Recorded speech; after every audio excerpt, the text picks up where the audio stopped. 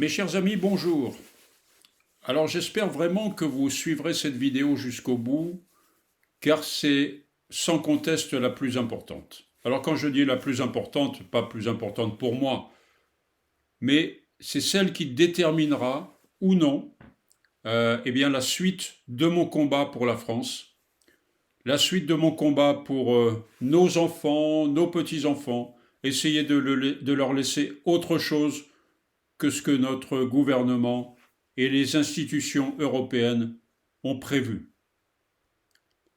Voyez-vous, depuis près de 2 ans, je suis engagé dans une étude approfondie du paysage politique français. Alors mon étude s'est portée sur l'ensemble des formations politiques, de l'exécutif jusqu'aux formations les plus dures, je dirais, de l'opposition, de droite comme de gauche. Alors bien évidemment, je ne m'attendais pas à des miracles. Je ne suis pas un lapin de 3 semaines et je me doutais bien que ce n'était pas brillant. Mais alors là, mon bilan est sans appel. Catastrophique. Catastrophique car nous nous faisons, mesdames et messieurs, mes chers amis, rouler dans la farine de toutes parts. Le mensonge et l'hypocrisie sont légion. Le carriérisme et les intérêts personnels sont les seuls objectifs des responsables politiques, des parlementaires de l'hémicycle, des sénateurs, et ceux-ci venant de toutes parts. Alors je vais vous dire pourquoi j'en suis arrivé à cette conclusion, et je vais aussi et surtout vous dresser les pistes qui, selon moi, sont et seront les seuls possibles pour retrouver une France sereine, une France sécurisée et pleine de bon sens. Mais avant de continuer, mes chers amis, et je n'ai pas l'habitude d'insister aussi lourdement, mais je vous assure, c'est très important. Je vous demande de bien vouloir vous abonner, partager largement cette vidéo et laisser vos commentaires, car ces simples gestes sont l'assurance d'une diffusion massive et plus que nécessaire pour faire bouger les lignes. C'est très important et vous allez comprendre pourquoi. Et je voudrais également et surtout vous dire que cette vidéo, alors j'espère que non, mais sera peut-être une des dernières, car je ne vais pas continuer à me battre, me faire traiter de facho, de complotiste. Voilà, je vous retranscris les termes que j'entends régulièrement. Je ne vais pas continuer à me battre comme ça si je ne trouve sur mon chemin que des personnages malveillants et violents. Parce qu'aujourd'hui, il semblerait que s'inquiéter sur le sort des agriculteurs, sur l'avenir des nouvelles générations, sur le désarroi, par exemple, des personnes âgées qui n'arrivent plus à faire face à l'inflation, vouloir sauver la France, tout simplement, eh bien, il semblerait que c'est un acte de fascisme et de complotisme.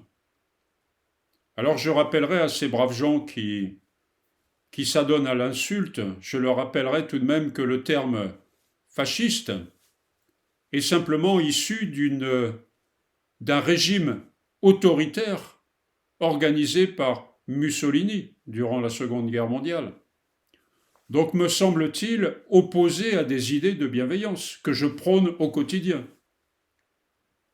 Alors en revanche, effectivement, si l'idée de combattre la délinquance, les réseaux de narcotrafiquants, les profiteurs et les voyous en col blanc, si tout cela doit s'apparenter à la définition de fasciste, alors j'accepte volontiers de porter cette étiquette. Et oui, parce que récemment, je dois dire, j'ai tout entendu, je dois dire. Mais j'ai entendu par exemple que la France allait très bien et que ce sont des gens de mon espèce qui créent les problèmes. Voilà, c'est ce que j'ai entendu il y a encore quelque temps.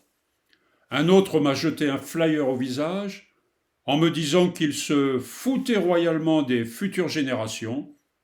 Et attention, pas un voyou du quartier, un cinquantenaire, très bien sur lui, propre sur lui, impeccable, avec une belle voiture, tout qui va bien. Eh oui, sans compter ceux qui me disent bêtement que la politique ne les intéresse pas. Alors ça ne les intéresse pas jusqu'au jour, comme d'habitude, jusqu'au jour où ils sont touchés personnellement. Touchés personnellement par exemple, augmentation des impôts, augmentation des taxes, des amendes, etc., voyez-vous. Et là, ils crient au complot, au complot. Eh oui. Quand ça touche les autres, c'est pas un problème. Alors je vous le dis, si cette vidéo n'est pas partagée massivement, si les adhésions gratuites je dis bien, vers ce rassemblement que je vais vous proposer dans quelques instants, eh bien si cela n'intéresse personne, alors effectivement je ne verrai aucun sens à la poursuite d'un combat pour sauver notre belle nation, avec vous. Parce que c'est avec vous que je veux le faire, pas tout seul dans mon coin. Je ne peux rien faire seul. Un combat contre ceux qui me semblent être une véritable mafia. Mais maintenant, peut-être que je me trompe, à force d'entendre des âneries. Alors tout d'abord, face à cette ignoble dictature qui se met sournoisement, insidieusement en place sur notre territoire, je voudrais tout d'abord partager avec vous un extrait d'une vidéo édifiante. Cette femme découragée, écœurée, qui lance un appel avec ses mots à elle, certes des mots un peu vulgaires, mais des mots de désespoir. Allez, je vous laisse l'écouter quelques instants, et je reviens vers vous. Salut tout le monde. À part ceux qui habitent pas sur Terre et qui n'ont pas la télé, je pense que vous êtes tous au courant de ce qui va nous être pondu l'année prochaine. Donc en novembre 2026, on sera plus autorisé à avoir des découverts automatiques qui vont jusqu'à 500 €, voire 1000 pour d'autres. Non, là maintenant, quand on demandera un découvert à notre banque, on sera considéré comme un crédit à la consommation. Et sachant que ils vont évaluer par rapport à vos revenus, vos taux d'endettement et ceci, cela, ils vont tout prendre en compte, les banques n'accorderont plus de découvert. Et s'ils en accordent, ça sera à hauteur de 200 €. Pour des millions de Français, et dont la plupart sont avec des enfants, nous, arrivés au 15 du mois, on n'a plus de thunes. Et c'est pas que on dépense à tout va, hein. Non, ça n'a rien à voir. C'est que on a fait en sorte de payer toutes nos factures en début de mois, et que après ce qui nous reste, bah c'est pour bouffer, quoi. Et là, on apprend que, en fait, non sans compter qu'on veut nous tuer à petit feu, mais là, en fait, au mois de novembre 2026, là, ça y est, là, ça sera le coup près, là, pour des millions de personnes, quoi. Alors, vous attendez quoi, là, les gens, là?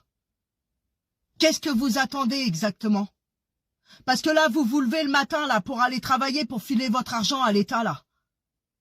Et en plus de ça, du dur labeur qu'on a, et qu'on peut pas vivre, maintenant, on va nous enlever le droit à un découvert pour essayer de pouvoir payer de la nourriture à nos familles.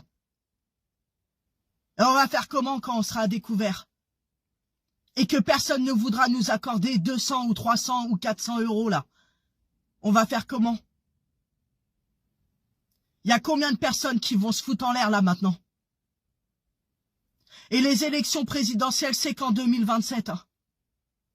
Mais entre-temps, la classe moyenne qui est passée en classe pauvre maintenant, vous croyez qu'il va se passer quoi? On parle de millions de personnes, là. 2 millions de personnes. Et j'en fais partie. Putain, mais sérieux, mais réveillez-vous, quoi. Réveillez-vous. Vous vous souciez plus de la politique, mais justement, c'est ce qu'ils attendent pour pouvoir faire tout ce qu'ils sont en train de faire. Réveillez-vous, les gens, quoi. Réveillez-vous, là. Il y a des causes comme ça dans la vie où il faut se battre. Et si vous pensez pas à vous, mais pensez à nos enfants. Qu'est-ce qu'ils vont devenir dans un pays où on est bridé de tous les côtés? Quel avenir ils ont, eux? Nos anciens, ils se sont battus pour nous, hein, pour qu'on ait des droits, qu'on ait des avantages. Et tout ça, c'est parti, là. Parce que nous, on est des branlots, là. On fout rien. On n'est même pas capable de défendre nos progénitures. Putain, mais réveillez-vous, là. Faut agir. Faut faire quelque chose, là. Ça fait plusieurs vidéos que je vous le dis, mais bougez-vous le cul. Et si vous faites pas pour vous, faites-la pour vos enfants. Vous voulez quoi? Qu'on meure tous? Qu'on se fausse tous une balle en l'air? Pardon, une balle dans la tête, ouais. Là, ils sont en train de nous monter les uns contre les autres. Bah ouais, comme ça, on se préoccupe pas de ce qu'ils sont en train de faire derrière. Mais ouvrez les yeux, franchement, ouvrez les yeux, putain, merde. Ouvrez les yeux. Alors voilà, un message devant lequel on ne peut pas rester insensible, car la vérité est bien là, me semble-t-il. Il s'agit aujourd'hui du droit au découvert, qui va disparaître l'année prochaine. Mais si ce n'est pas ça, c'est encore autre chose. C'est sans cesse, tous les jours, quelque chose de nouveau. Nouveau, toujours contre la population, jamais pour, jamais dans le bon sens. Et voyez-vous, cette femme est dépitée de constater combien notre quotidien est constamment bouleversé par des nouvelles lubies, et également de voir comment nous acceptons tout en bloc, sans broncher. Alors voyez-vous, notre silence, notre résignation, eh bien c'est l'arme fatale préférée de nos femmes et hommes politiques. Et ils nous remercient chaque jour pour notre obéissance et notre soumission. Alors que faire, me direz-vous, que faire? Oui, effectivement, que faire? Tout casser? Non, bien sûr que non, tout casser ne sert à rien. Au contraire, bien au contraire, en général, ce sont les gens qui n'ont rien demandé qui sont victimes de la casse. Terminer en garde à vue? Et se faire tabasser? À quoi bon? À quoi bon? Les gilets jaunes en ont fait suffisamment les frais. Et regardez le résultat aujourd'hui. Est-ce que ça va mieux? Bien évidemment non. Alors, avant de vous expliquer les orientations simples, directes, cohérentes, celles que les politiques se gardent d'ailleurs bien d'évoquer, eh bien laissez-moi vous dire, allez, qui je suis, peu importe, ma petite personne n'est pas importante, mais ce que je fais et surtout ce que j'ai l'intention de faire. Alors je suis un ex-chef d'entreprise à la retraite, petite retraite, je précise, j'y tiens, également engagé politique, bénévole, j'y tiens aussi. Et j'ai tout récemment créé mon propre mouvement politique. Alors pourquoi j'ai fait ça? Car après avoir effectué plusieurs tentatives pour rassembler les sensibilités de droite, auxquelles j'appartiens, je ne me cache pas, j'ai fini par jeter l'éponge. Et oui, j'ai fini par jeter l'éponge, parce que s'unir pour sauver la France n'est pas la priorité de tous ces gens. Chacun reste dans son petit précaré, voyez-vous, trop occupé à recueillir des fonds sous forme d'adhésion ou d'apport financier de la part de généreux donateurs. Et puis tant pis si on laisse la voie royale à la gauche ou au macronisme, peu importe, c'est pas le sujet. Voilà où nous en sommes aujourd'hui. Alors que pour moi le changement, le retour à une France souveraine, une France où il fait bon vivre, une France débarrassée des fossoyeurs de la nation, eh bien passe tout simplement par le peuple, et non pas par une petite poignée d'individus, aussi médiatiques soient-ils. Alors je vous disais, j'ai créé ma propre formation, UDS, Union démocratique souverainiste. Alors, d'abord, le U de Union, eh bien, c'est tout simplement le rassemblement de ceux qui ne croient plus tout simplement au système. Et je pense que nous sommes quand même nombreux, enfin je l'espère. Ensuite, le D du DS, démocratique. Ça, c'est la partie, je dirais, la plus importante du terme UDS. Aujourd'hui, nous sommes dans une démocratie qui n'a plus que le nom de démocratie. C'est-à-dire une démocratie parlementaire qui vous interroge une fois tous les 5 ans, et entre deux, silence radio. Vous subissez ce qu'une petite poignée d'élus décide à votre place. Car bien entendu, ils savent bien mieux que nous ce qui est bon et ce qui est mauvais pour nous. Et bien sûr. Et enfin, pour terminer, le S de UDS, souveraine. Pourquoi souverainiste? Eh bien, pour terminer, nous devons non seulement, je dirais, supporter les décisions arbitraires de notre gouvernement, mais nous devons en plus nous conformer à des directives et à une avalanche de normes supranationales. Donc j'ai nommé, mesdames et messieurs, comme vous le savez, la Commission européenne. Et d'ailleurs, sachez que de nos jours, 63% de nos lois sont européennes. Alors maintenant, étudions tout de même quelques instants comment pourrait bien fonctionner une telle organisation démocratique et souverainiste. Parce qu'en fait, il faut tout de même y réfléchir un petit peu ensemble. Réfléchissons dans un ordre chronologique qui selon moi, doit comporter 3 périodes, voire une 4e, mais nous allons rester sur 3 périodes principales. La première, c'est celle de maintenant. En premier lieu, la mise en place d'une mobilisation massive par le biais d'adhésions gratuites, je précise bien. Aucun paiement, contrairement à ce qui se fait partout. Aucun paiement pour adhérer. Il suffit tout simplement d'adhérer en confirmant son adhésion sur la boîte mail que je vais vous donner en dessous et que vous retrouverez dans la description sous la vidéo. Donc, vous pourrez retrouver l'adresse, comme je vous l'ai dit, dans la description ci-dessous, et vous mentionnez « Je sous-signé, nom, prénom, déclare adhérer au mouvement UDS », en indiquant votre adresse mail, mais ça on l'aura forcément, si possible votre numéro de téléphone, et éventuellement votre catégorie socio-professionnelle. Tout simplement. Et simplement pour que vous receviez régulièrement la newsletter et vous informer des événements à venir. C'est tout. Alors vous voyez, je dirais que la période numéro 1, la phase numéro 1, est la plus importante. Pourquoi? Parce que s'il n'y a pas de mobilisation, la période numéro 2 n'aura aucune raison d'exister. Alors, la période numéro 2. Dès lors que nous serons suffisamment nombreux, pardon, excusez-moi, dès lors que nous serons suffisamment nombreux, ça c'est le plus important. Parce que si nous sommes trop pelés et intendus, ça ne marchera pas.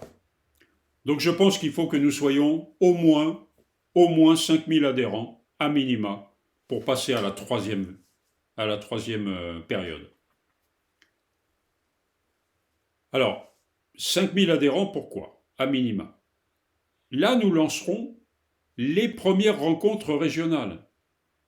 Et oui, les premières rencontres régionales dans lesquelles chacun pourra venir s'exprimer et apporter des suggestions. C'est là où la vraie démocratie arrive. Chacun aura la parole. Alors 5000 divisé par le nombre de régions ou même de départements, ça ne fera peut-être pas grand monde. Donc il suffira simplement de louer des salles qui sont en rapport avec le nombre de personnes qui se sont inscrites. Parce qu'en fait là, je dirais que c'est exclusivement à cette occasion que nous vous solliciterons, je vous solliciterai pour contribuer effectivement à la location d'une salle, sous forme d'inscription à la réunion. Voyez? Parce que ma philosophie, ma logique, c'est pourquoi payer lorsqu'il ne se passe rien? Pourquoi payer une adhésion à l'année pour entendre une personne s'exprimer sur les réseaux sociaux? Franchement, je ne vois pas l'intérêt. Mais bon. Allez, on passe à la période numéro 3. Alors là, il s'agit du lancement de l'appel à candidature. Donc on peut imaginer qu'entre la période 1 et la période 3, nous aurons largement dépassé les 5000. Enfin, je l'espère. Donc le lancement de l'appel à candidature pour la nomination d'une femme ou d'un homme représentatif du mouvement, éventuellement susceptible également de devenir la candidate ou le candidat à la présidentielle 2027. Alors ce pourrait être une personne de la société civile, et je dirais que j'aimerais autant. Une personne, bien sûr, qui a les capacités intellectuelles requises pour cela, qui a une connaissance approfondie de la politique nationale et internationale, quelqu'un qui a du vécu, qui n'est pas déconnecté de la vraie vie, ou alors éventuellement une personnalité, je dirais largement connue dans le paysage politique, pourvu qu'elle ou qu'il soit, en phase avec notre vision d'une nouvelle France, une vraie France démocratique et souverainiste. Alors je pense par exemple à des gens comme Philippe de Villiers, par exemple, ou Pierre de Gaulle, ou Robert Ménard, vous savez, le maire de Béziers, qui en l'occurrence n'a pas sa langue dans la poche. Mais bon, peu importe. Nous n'en sommes pas encore là. De l'eau va couler sous les ponts avant d'arriver à ce stade. Mais si nous voulons faire les choses correctement et rapidement, je pense que il serait bon que au printemps 2026, nous soyons en pleine accélération. Alors vous aurez bien compris, mes chers amis, que malgré une revendication apolitique, parce que la politique, j'en ai un petit peu ras-le-bol, et vous aussi, eh bien nous sommes tout de même orientés dans une sensibilité de droite, bien évidemment. Je ne vais pas tout de même commencer à m'exercer dans l'hypocrisie et me cacher derrière mon petit doigt. Non, nous sommes bien en phase avec tout ce que nous pouvons entendre du côté de la droite. Si je vous parle de Philippe de Villiers, de Robert Ménard ou de Gaulle, on est d'accord qu'on n'est pas du côté de LFI. Bon, alors, laissez-moi, s'il vous plaît, vous dresser une première liste non exhaustive, bien sûr non exhaustive, des mesures indispensables à mettre en place avant que notre pays ne soit devenu totalement irrécupérable. Et j'espère que nous tiendrons jusqu'en 2027. Totalement détruit, définitivement effondré. Alors voyez-vous, je vais devoir bien évidemment faire cela sur au moins 2 vidéos, car des mesures, il y en a énormément à mettre en place, et vous allez certainement, je l'espère, m'apporter certaines de vos idées. Et c'est là où vraiment notre groupe va être intéressant, que le fait que vous m'apportiez vos suggestions et qu'on les rajoute sur une liste, c'est génial. C'est ça la vraie démocratie. Et voyez-vous, il ne suffit pas aussi de dire ce que l'on va faire. Il faut expliquer pourquoi, il faut expliquer quand et comment le faire. Alors si vous le voulez bien, je vais commencer par la première. Alors la première a une importance capitale. Elle a une importance capitale parce que sans elle, le reste est mort. C'est même pas la peine d'avancer. Et vous allez comprendre pourquoi. Alors la numéro 1, une gouvernance UDS avec la collaboration du peuple de France. Vous remarquerez que je commencerai toujours les mesures par cette phrase. une gouvernance UDS avec la collaboration du peuple de France, eh bien, devra en tout premier lieu engager sa responsabilité dans la formation d'une toute nouvelle République. Mais oui, mais bien sûr, une sixième République, mes chers amis, réformatrice, libérée du carcan législatif, qui entrave toute réforme de bon sens. Si nous n'avançons pas, c'est à cause de cela. Comment voulez-vous réformer un pays encombré d'un millefeuille parlementaire, 577 députés, 348 sénateurs, le Conseil constitutionnel, le Conseil d'État, le Conseil économique et social, les juges, et tout ce petit monde qui s'arroge des salaires des plus confortables, des indemnités à n'en plus finir, des gens totalement déconnectés de la vraie vie, de la réalité, ultra politisés et empreints d'une démagogie incroyable. Comment voulez-vous gouverner un pays dans lequel chaque loi, chaque projet de loi risque d'être retoqué à tout moment, déclaré inconstitutionnel, même lorsque ces lois ou ces décrets ou ces projets de loi semblent tellement légitimes et cohérents aux yeux des citoyens. Comment voulez-vous gouverner un pays comme cela? Quand on dit que la démocratie tue la démocratie, alors là, nous sommes en plein dedans. Vous savez, c'est ces couches et ces couches et ces couches et ces couches, et à la fin, il ne se passe rien. Tout est bloqué. Voilà. Alors voyez-vous, c'est face à ces circonstances, à ce constat, que je peux vous assurer, mesdames et messieurs, que tous les beaux parleurs, de droite comme de gauche, plein de promesses aussi foireuses les unes que les autres. J'entendais encore hier soir un homme que je ne vous citerai pas parce que je n'aime pas citer les gens, mais un homme politique que vous connaissez tous. Si je suis élu président, je ferai ceci, je ferai cela. Mais non. Mais tu ne feras rien. Ils vous mentent tous, ils vous mentent car ils savent pertinemment que rien ne sera possible sans une réforme profonde de nos institutions. Mais bien sûr, c'est impossible. Alors je sais, le terme impossible n'est pas français, mais pourtant c'est le cas. C'est impossible, ils ont construit une usine à gaz qui bloque tout. Alors ça bloque tout, sauf quand il s'agit de ponctionner les Français. Parce que créer plus d'impôts et créer plus de taxes, ça, ce n'est jamais inconstitutionnel. Alors je vais passer, donc vous avez compris que, voilà, c'est un peu le passage obligé.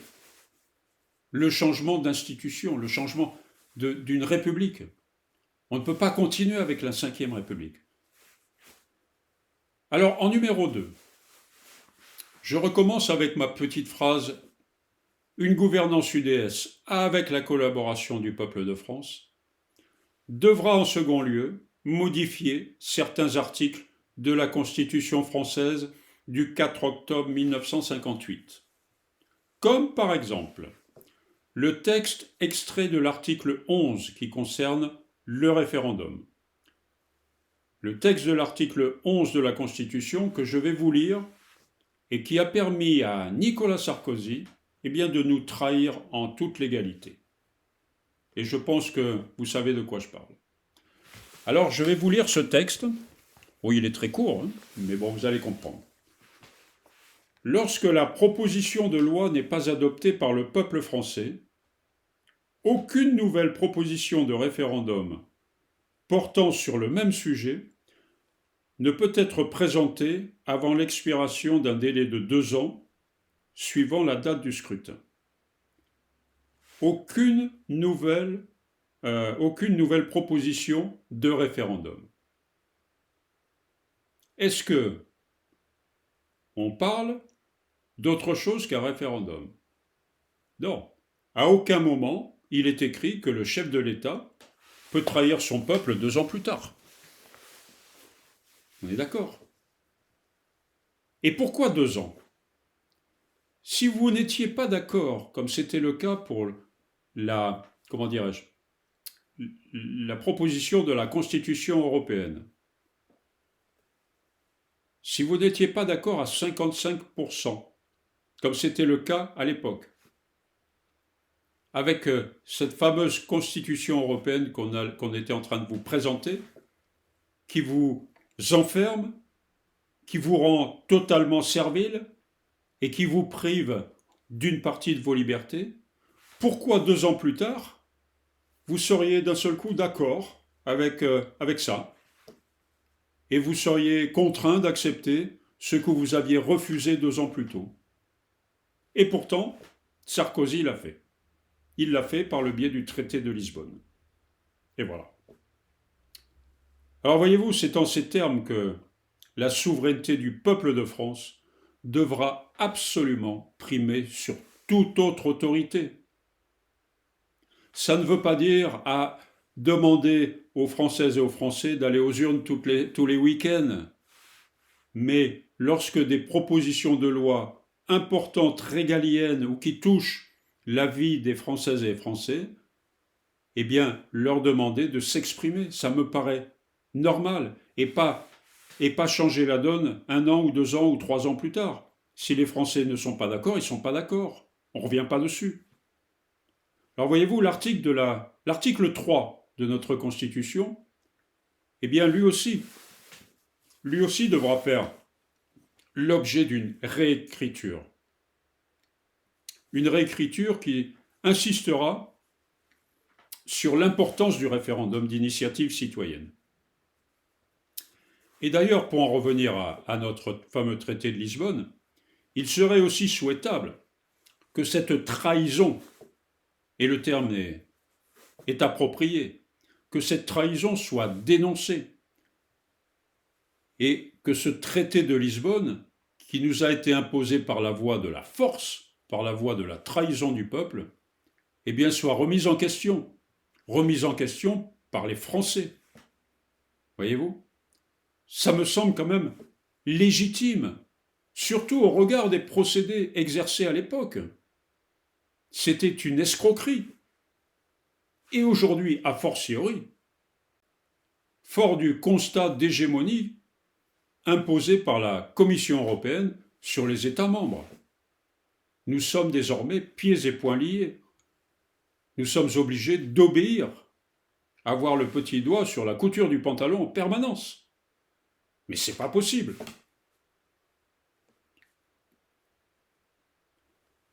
Alors, mesdames et messieurs, vous voyez, j'en suis retourné de cette affaire. Nous en parlerons plus tard, si vous le voulez bien. Bon, alors, dans la toute prochaine vidéo, mesdames et messieurs, qui traitera de la suite des mesures possibles et envisageables, d'un commun accord avec vous, avec les citoyens, nous ensemble, après avoir défriché le chemin pour avancer, sinon vous aurez compris que la France continuera à faire du surplace et s'enfoncer toujours plus dans le désastre. Si vous voulez traverser une forêt qui est encombrée avec des arbres morts, avec des branchages dans tous les sens, des ronces, vous êtes obligé de défricher avant d'avancer. Eh bien là, nous en sommes au même niveau. Nous devons avant tout libérer les énergies, encourager les initiatives, protéger nos agriculteurs, réformer l'éducation nationale, renforcer sérieusement la lutte contre l'immigration et la délinquance, baisser les dépenses publiques, les gabegies, et supprimer les gaspillages, baisser les impôts pour relancer la croissance, etc., etc.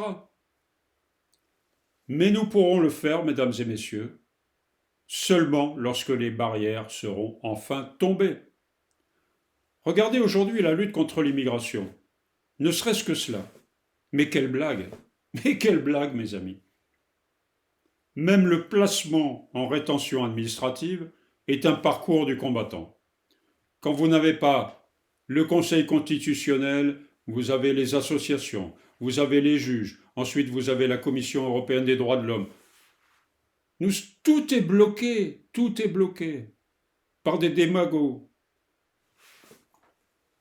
Alors, parce que la démocratie parlementaire, mes chers amis, comporte des limites et se trouve malheureusement bien souvent dans une logique de destruction de notre pays, eh bien ensemble, je dis bien, nous pouvons fonctionner différemment. Laissez-moi vous rappeler tout de même que les députés du Rassemblement national ont dernièrement voté près de 34 milliards de nouveaux impôts et de nouvelles taxes dans le cadre du budget de la sécurité sociale. Comme quoi, vous voyez, dans l'hémicycle, il se fait n'importe quoi. Et vous voyez, la malveillance et la facilité, parce que ça, c'est l'option de facilité, et surtout se faire bien voir pour pouvoir garder ses sièges, eh bien, tout cela vient de tous les côtés, autant de la gauche que de la droite. Voilà, mes amis, écoutez, je vous dis à très vite pour la suite des mesures que je vous invite à partager massivement et laissez vos commentaires. Si vous voulez reprendre le pouvoir, si vous voulez être vraiment maître de votre destin, alors franchement, n'oubliez pas d'adhérer en masse sur l'adresse que je vous redonne, mais n'oubliez pas, vous la trouvez dans la description sous la vidéo, mouvement.solidaire.uds@gmail.com. Et je vous rappelle que simplement vous indiquez vos noms, prénoms, numéro de téléphone, éventuellement, comme je vous disais, votre catégorie sociale, et je peux vous rassurer, des données qui resteront au chaud chez UDS, et certainement pas diffusées ça et là. Pas comme l'État, vous avez remarqué.